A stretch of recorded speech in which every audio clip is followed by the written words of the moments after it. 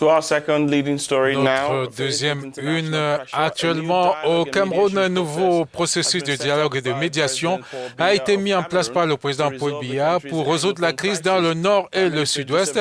Le premier ministre John Guté a déclaré que le président Biya l'avait envoyé dans le nord-ouest du pays pour discuter de tout sujet ou préoccupations politiques des groupes de la région.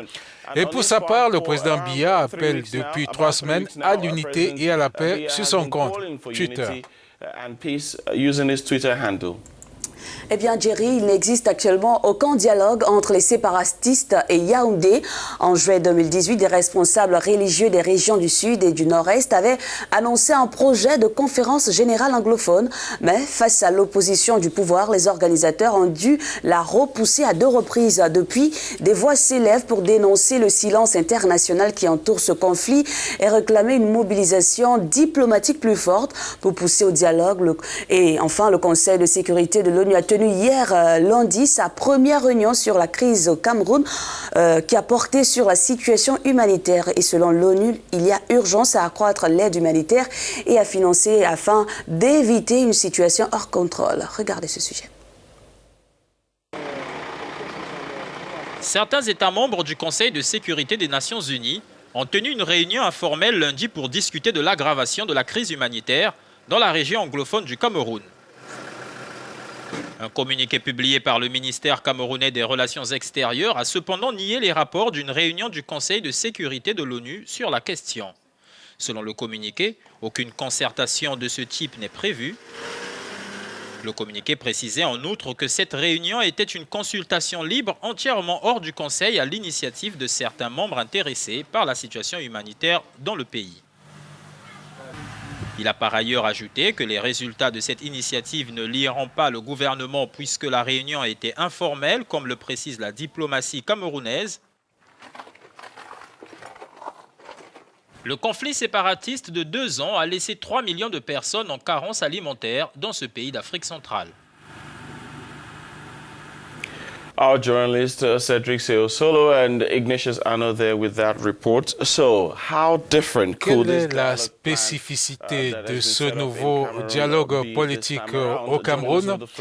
Eh bien, nous avons contacté au téléphone depuis Yaoundé Joshua aussi, c'est le vice-président du Social Democratic Front, le SDF. A warm welcome to you. Thank you for Chaleureuse bienvenue. Que vous inspire la visite du Premier ministre du Cameroun dans les régions d'expression anglaise? Écoutez, toute démarche entreprise en vue d'apporter la paix au Cameroun qui est en guerre civile est bienvenue. J'encourage cela. Maintenant, j'ai des doutes. On peut se rappeler que lorsque les avocats du Nord-Ouest et du Sud-Ouest ainsi que les enseignants sont entrés en grève et ont durci leur grève, le président de la République a envoyé l'ancien Premier ministre Yang Philémon négocier avec eux, avec une dizaine de ministres.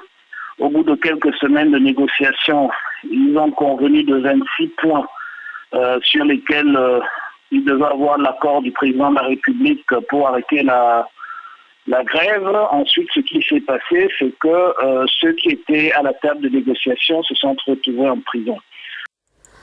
Joshua Abamenda, dans le sud-ouest, Joseph Dion-Ngouté, le Premier ministre, a rassuré ses différents interlocuteurs de la volonté du président Paul Biya d'aller vers des discussions avec des sécessionnistes. Qu'est-ce qui, selon vous, a conduit le président à changer d'avis quand on sait qu'il était fermé à toute négociation avec les anglophones?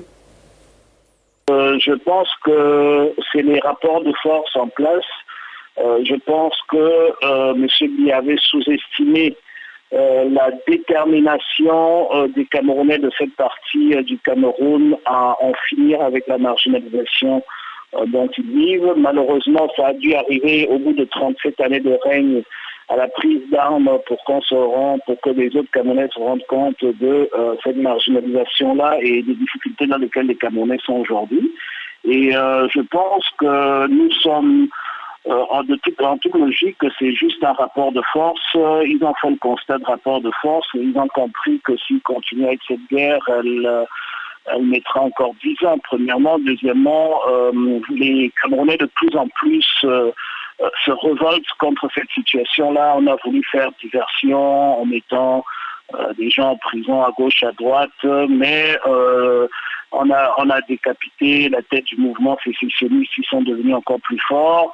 Et je pense que il faut pas oublier qu'il y a eu une élection présidentielle au Nigeria, ce qui change aussi la donne avec le plus gros voisin du Cameroun et l'unique voisin l'unique voisin du nord-ouest et du sud-ouest à l'international. Donc je pense qu'il y a beaucoup de choses qui ont changé et qui ont poussé le gouvernement à revenir vers la raison. Est-ce que votre groupe, le SDF, est prêt à jouer un rôle dans le processus de réconciliation lancé par le Premier ministre? Écoutez, nous sommes le seul parti encore présent sur le terrain dans le nord-ouest et le sud-ouest, n'en déplaise à beaucoup. Nous sommes les seuls qui avons toujours été présents. Nous sommes les seuls qui avons eu le courage dès le départ de dire que ce problème politique doit être réglé de façon politique, que nous sommes d'accord sur la marginalisation des anglophones, que nous sommes contre la violence, nous sommes contre la violence de quelque bord que ça vient et que nous sommes contre la sécession. Nous avons été en contact avec les sécessionnistes puisque nos députés et nos maires vivent en leur sein. Et nous avons à tout temps informé le gouvernement camerounais que nous étions disposés à faire usage de nos bons offices pour pouvoir, faciliter ce dialogue-là. Le gouvernement du Cameroun était informé, les chancelleries étaient informées, et donc nous avons tout fait pour pousser à ce dialogue. Et aujourd'hui, nous voyons qu'il y a une volonté d'y aller, donc nous ne pouvons que nous réjouir. Vous savez, nous sommes, en tant que parti politique d'opposition qui prône la non-violence, les plus grands perdants. Le parti au pouvoir semble aimer la violence et les sécessionnistes quelque peu aussi parce qu'ils ne se laissent pas faire. Donc si on revient à des meilleurs sentiments et que ce problème revient maintenant sur la table politique, sur le champ politique, nous ne pouvons qu'être contents que finalement nous avons été entendus. All right, Joshua, we'll see just how things go from Nous allons there. continuer à suivre ce dossier, Monsieur Thank you very much aussi, for joining us le on the program and speaking vice-président with us this du morning. Thank you. SDF, Joshua Ossi, merci Vice President of the SDF infiniment. based in Yaoundé, speaking to us there about the situation, the new mediation and dialogue situation launched by the government there in Cameroon. If you are just joining us, this is the Si morning vous call venez de coming nous to you rejoindre, live vous êtes sur here le Morning in Call Nigeria, sur live Africa for you News. Nous also sommes en direct in French and in en français English. For et those on the en Canal Sat anglais. network, Si you vous can êtes sur choose CanalSat, your eh bien, vous preferred pouvez language choisir using the le blue bouton button bleu or de the votre info button on télécommande. your remote Vous choisirez control. votre langue Also, on our website, de dialogue en africanews.com, français you can ou en anglais. watch us Pour plus live. d'informations, allez Now, sur still to come on the program. www.africanews.com. Dans la suite du programme. Reunion Island affected L'île de by la Réunion touchée par une épidémie de dengue, 1500 cas déjà répertoriés depuis le début du mois, principalement dans le sud de ce territoire, sous administration française. Plus, in sports, South African Athletics En sport, la Fédération sud-africaine d'athlétisme fera appel de la décision du TAS qui impose à Caster Semenya de prendre des médicaments pour réduire son taux de testostérone. Des détails après une brève pause.